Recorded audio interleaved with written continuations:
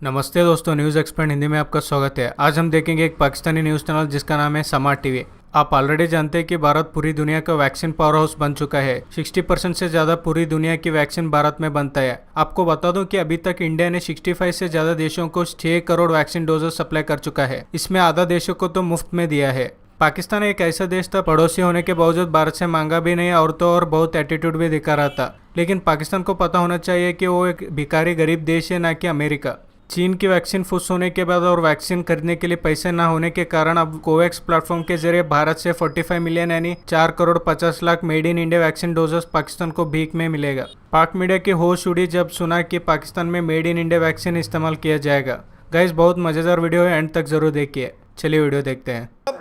Doctor साहब, आपको लगता है कि कुछ ऐसा प्लान मुरतब होना चाहिए वैक्सीन को लेकर, चूंकि आपने कई बार ये जिक्र किया कि आलमी सतह पर वैक्सीन की फराहमी एक बहुत बड़ा मसला है, तो जाहिर है जो वैक्सीन अवेलेबल होगी हमें बड़े ध्यान से लगानी होगी कि हम किसको लगा रहे हैं। ऐसे में क्या ऐसा प्लान मुरतब किया जा रहा है कि सबसे पहले ऐसे शहरों को वैक्सीन लगाई जाए जिनका डेली कॉन्टैक्ट ज्यादा होता है? फॉर एग्जाम्पल जो फूड डिलीवरी के लोग हैं, फॉर एग्जाम्पल जिनका पोस्टल सर्विस से ताल्लुक है, फॉर एग्जाम्पल टीचर्स हैं, यानी ऐसे लोग हैं, फॉर एग्जाम्पल ग्रोसरी स्टोर पर मौजूद होते हैं जिनका डेली कांटेक्ट बहुत ज्यादा होता है। तो क्या ऐसा प्लान मुरतब नहीं किया जा रहा कि वैक्सीन चूंकि कम है, ऐसे लोगों को लगाएंगे तो फैलाव ऑटोमेटिकली स्लो डाउन हो जाएगा?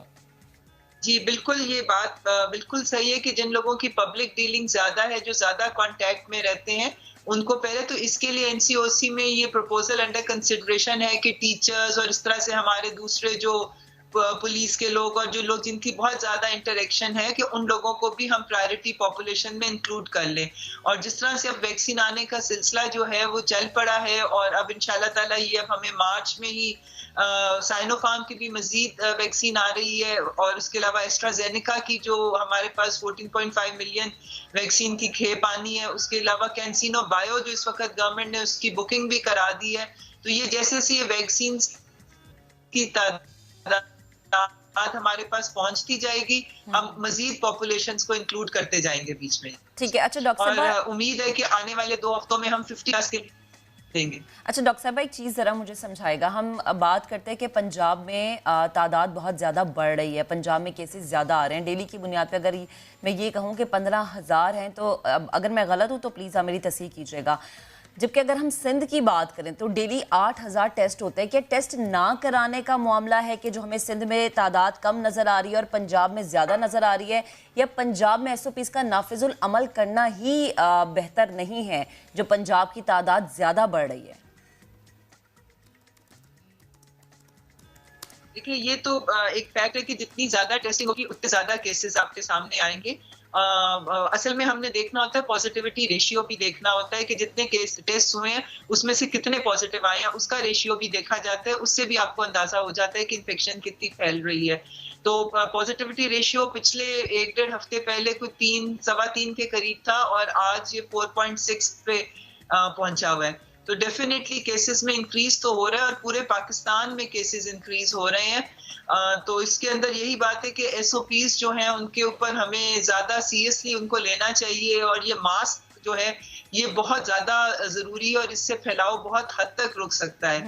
मगर अनफॉर्चुनेटली लोग जो हैं वो हुकूमत की बार बार हदायत के बावजूद, बार बार रिक्वेस्ट के बावजूद जो है वो एसओपीज को सीरियसली नहीं ले रहे, जिसकी वजह से हम एक दफा फिर इजाफा देखने को आ रहा है। अच्छा डॉक्टर साहब, एक और चीज़, हम बार बार बात करते हैं कि हम तीसरी लहर में दाखिल हो गए हैं, तीसरी लहर में हमें ये चीज़ें फेस करना पड़ी हैं। इस चीज़ को हम किस तरह से कंफर्म करेंगे कि अच्छा हम दूसरी लहर से निकल के तीसरी लहर में दाखिल हो गए हैं? देखिए, ये चीजें हमको इतनी डिफाइन नहीं कर सकते, इसलिए क्योंकि कोरोना केसेस किसी स्टेज पर भी एक बिलो थ्रेशोल्ड लेवल नहीं गए हैं। आपने देखा है कि इन्फेक्टिविटी रेट जो है वो 3 से नीचे तो किसी स्टेज के ऊपर भी नहीं गया, जब से सो कॉल्ड जो हम सेकेंड वेव कहते हैं। तो इसलिए ये वेव्स इतनी क्लियरली डिफाइंड नहीं है। या तो बिल्कुल एक डिप आ जाए और बिल्कुल बेस लाइन के पास पहुंच जाए ग्राफ, तो फिर हम कह सकते हैं कि जी ये वेव खत्म हो गई है और अब अगली वेव। तो ये बिल्कुल एक हम समझती हूँ कि कंटिन्यूस प्रोसेस है कि पूरी तरह अभी हमने जी। बेसलाइन को टच नहीं किया तो फिर फ्लक्चुएशन शुरू हो जाती। ठीक ठीक इसलिए डॉक्टर, ये वेव्स बहुत क्लियरली डिफाइंड नहीं है। ठीक है, क्लियरली डिफाइन नहीं होती। ठीक है डॉक्टर साहब, एक बात और बताइएगा कि एक न्यूज सर्कुलेट हो रही है, चूंकि ज़ाहिर है हम इंतजार करते हैं एस्ट्राजेनेका वैक्सीन का कोवैक्स के प्लेटफॉर्म से। अब खबर ये रिपोर्ट हो रही है, इंडियन साइड पर जरा ज्यादा रिपोर्ट हो रही है कि पाकिस्तान को तकरीबन 45 मिलियन डोजेज, 4.5 करोड़ बनती हैं डॉक्टर साहबा, ये वैक्सीन मिलनी है पाकिस्तान को। इंडियन मेड ये वैक्सीन है, आप इसको क्लियर करेंगे प्लीज? देखिए, कोवैक्स का जो प्लेटफॉर्म है उसने हमारी 20% पॉपुलेशन के लिए कमिटमेंट की हुई है कि वो अपनी तमाम मेंबर कंट्रीज की 20% पॉपुलेशन को देगा। तो पाकिस्तान में तकरीबन वो 45 मिलियन ही बनती है, तो वो हमें देगा। अभी उन्होंने उनके प्लेटफॉर्म से सिर्फ एस्ट्राजेनेका नहीं, ये तो पहली एक कंसाइनमेंट आएगी। उसके बाद हो सकता है कि वो हमें दूसरी कंपनीज की भी प्रोवाइड करें। वो वैक्सीन भले कोवैक्स के प्लेटफॉर्म से आ रही है, लेकिन क्या वो मेड इन इंडिया वैक्सीन है डॉक्टर साहिबा? जी जी, देखिए, ये एस्ट्राजेनेका जो है ये ऑक्सफोर्ड की वैक्सीन है और उनकी फैक्ट्री जो है वो इंडिया में है, वहाँ का सीरम इंस्टीट्यूट एक है। इस वक्त आपको ये देखना होगा कि India one of the biggest manufacturers of vaccine in the world है। और ये आज का नहीं है, वैक्सीन वहां पर हमेशा से जो है इंडिया ने लीड ली हुई है वैक्सीन बनाने में। तो जाहिर है कि वो जो बड़ी वैक्सीन प्रोड्यूसिंग कंट्रीज हैं उन्हीं से लेना, और चूंकि हमारा रीजन इधर आता है, ये एशियन जो एशिया पैसिफिक रीजन है, वो चूंकि वहां पे इंडिया सबसे ज्यादा बड़ा मैन्युफैक्चरर है, तो इसलिए वो कोशिश ये हो रही है कि जिस रीजन में जहां पे वैक्सीन प्रोड्यूस हो रही है वहां उस रीजन को वहीं से ही प्रोवाइड की जाए। एक जुमला और, क्या मैं इसको यूं समझूं कि इंडिया हमें वैक्सीन नहीं दे रहा, कोवैक्स प्लेटफॉर्म की वजह से वो वैक्सीन पाकिस्तान को मिलनी ही मिलनी है, इंडिया पर भी ये पाबंदी है?